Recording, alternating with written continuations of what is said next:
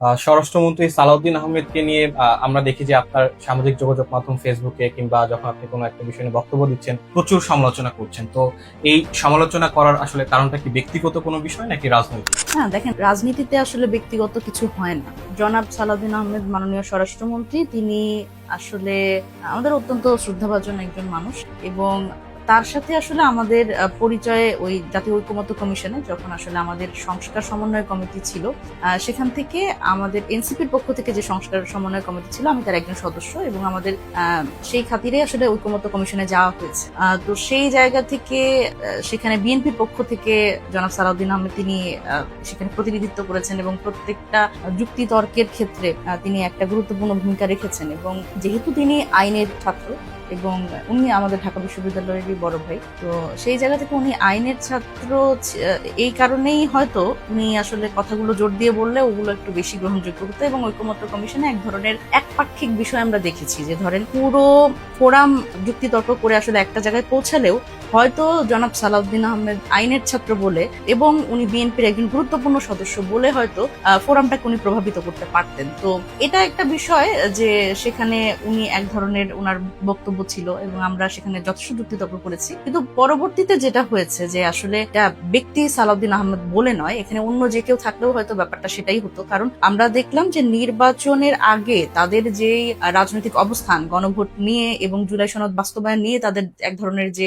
আমরা আন্তরিকতা দেখতে চেয়েছিলাম, সেটি তো আমরা আসলে পাইনি নির্বাচনের আগেও। কিন্তু তারপরে তখনও আমরা বলেছি যে তারা আসলে সংস্কারের ব্যাপারে খুব বেশি আগ্রহী না বা খুব বেশি আন্তরিক না। কিন্তু আমরা তারপরেও দেখলাম যে বিএনপির একেবারে টপ অর্গানোগ্রাম থেকে শুরু করে সবাই কিন্তু গণভোটের পক্ষে, হ্যাঁ পক্ষে আসলে তারা ক্যাম্পেইন করেছে। সুতরাং গণভোটের ব্যাপারে কিন্তু কোনো অনৈক্য ছিল না। পরবর্তীতে আসলে এই নির্বাচন এবং গণভোট দুটি অনুষ্ঠিত হওয়ার পরে বিএনপি সরকার যখন একক সংখ্যাগরিষ্ঠতায় সরকার গঠন করলো, তখন দেখা গেল যে তারা গণভোটটাকে অস্বীকার করছে। অথচ এই গণভোটের বিষয়ে কিন্তু জনাব সালাউদ্দিন আহমেদ উনি কিন্তু নিজেই বলেছেন যে উনারা এটার গণভোটের প্রস্তাবকারী। এখন যখন আসলে রাজনৈতিক প্রয়োজনে, যখন ক্রেডিট নেয়ার ক্ষেত্রে উনারা নির্বাচনের আগে বলেছেন যে উনারাই গণভোটের প্রস্তাবকারী, তো সেই গণভোটের প্রস্তাবকারী দল আবার নির্বাচনের পরে গণভোটটাকে অস্বীকার করছে। এবং আপনারা জানেন যে যে অধ্যাদেশগুলো, সেই অধ্যাদেশগুলো কিন্তু ওনারা যেগুলো আসলে অন্তর্বর্তীকালীন সরকার এই সংস্কারের এজেন্ডাকে সামনে রেখে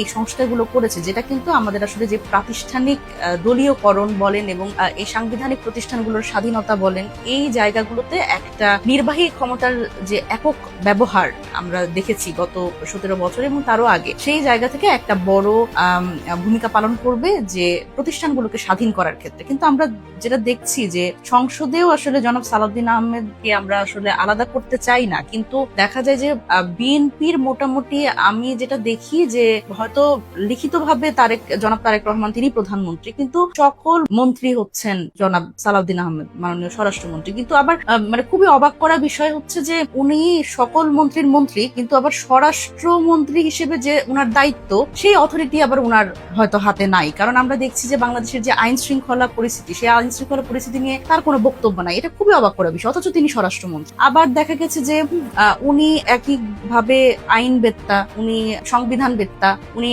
বিভিন্ন সময় এবং ক্রীড়া নিয়ে উনি অনেক মানে ক্রীড়া বিশারদ হিসেবে উনি নিজেকে প্রতিষ্ঠিত করেছেন রিসেন্টলি। কারণ উনার নিজের পুত্রই আমাদের বিসিবিতে একজন কমিটিতে আছে। তো সেই জায়গা থেকে উনি আসলে সকল কাজের কাজই। কিন্তু উনাকে তাহলে আমার প্রশ্ন হচ্ছে যে উনাকে তাহলে একটা কেন মন্ত্রণালয় দেওয়া হলো, এবং এত গুরুত্বপূর্ণ একটা মন্ত্রণালয় উনাকে কেন দেওয়া হলো? দেখেন, এই যে ফ্যামিলি কার্ড থেকে শুরু করে আমরা গত 3টা ধর্ষণের ঘটনা দেখলাম যে ফ্যামিলি কার্ড দিবে বলে বিএনপির যারা নেতাকর্মী তারা ধর্ষণের ঘটনা ঘটাচ্ছে। সুতরাং এই কার্ডগুলোর মাধ্যমে কিন্তু একটা নারী নিপীড়নের একটা জায়গা তৈরি হয়েছে। তো এই জায়গাগুলোতে কিন্তু ওনার বক্তব্য আমরা চাই, উনি স্বরাষ্ট্রমন্ত্রী। এবং আপনি দেখেন যে মাজার ভাঙা থেকে শুরু করে এই যে উনি বলেছেন মব কালচার শেষ, উনি কিন্তু ঘোষণা দিয়েছেন এই বিএনপি সরকার গঠন হওয়ার পরে এই মব কালচার শেষ, কিন্তু তারপরেও দেখলাম আমরা যে এই মব কালচার শেষ হয়নি এবং একজন পীরকে মেরে ফেলা হয়েছে। তো এই বিষয়ে আসলে ওনার কোনো বক্তব্য নাই, এবং এটার ফলে বাংলাদেশের সাধারণ মানুষ যে ধরনের একটা নিরাপত্তাহীনতার মধ্যে ভুগছে, এবং দিনে দুপুরে কিন্তু মানুষকে কুপিয়ে হত্যা করা হচ্ছে, এই বিষয়গুলো উনি অ্যাড্রেস করছেন না। অথচ আমরা দেখছি যে উনি খুব ফিটফাট হয়ে উনি সংসদে যান। তো আমার বক্তব্য হচ্ছে যে পেঙ্গুইনের মতো তো আসলে সংসদে দাঁড়িয়ে খুব জোর দিয়ে একবার এক এক ব্যাখ্যা দেওয়ার থেকে উনার আসলে যে ডেজিগনেটেড কাজটা সেটা মনে হয় ভালো করে করলে সেটা খুব ভালো হয়। আর এই ক্ষেত্রে আমার মনে হয় যে এই সব কাজই না হয়ে উনি যদি আসলে এই বিএনপির অন্যান্য যারা মন্ত্রী আছে বা অন্যান্য যারা এমপি আছে তাদেরও যদি আসলে একটু মানে শ্রম বিভাজন করতেন, উনি যদি কাজ ভাগ করে দিতেন, তাহলে মনে হয় এটা আরেকটু ভালো হতো। এবং সাথে সাথে আমাদের মাননীয় প্রধানমন্ত্রী জনাব তারেক রহমান তিনিও হয়তো কিছু কাজ করার সুযোগ পেতেন, ওনাকে নিশ্চয়ই কাজ করতে দেওয়া হচ্ছে না আমার ধারণা। এবং সাধারণ মানুষ কিন্তু প্রধানমন্ত্রীর পক্ষ থেকেও কথা শুনতে চায়। প্রধানমন্ত্রী জাস্ট বসে বসে দেখবেন এবং মাঝে মাঝে পেপারের পাতা উল্টাবেন এবং টেবিল চাপড়াবেন, এটা কিন্তু সাধারণ মানুষ দেখতে চায় না। সুতরাং আমার মনে হয় যে একটা ডিভিশন অফ লেবার দরকার বিএনপির যারা মন্ত্রী এমপি আছে তাদের মধ্যে। জনাব সালাউদ্দিন আহমেদকেই আসলে এত দায়িত্ব দেওয়া আমার মনে হয় যে প্রয়োজন নাই।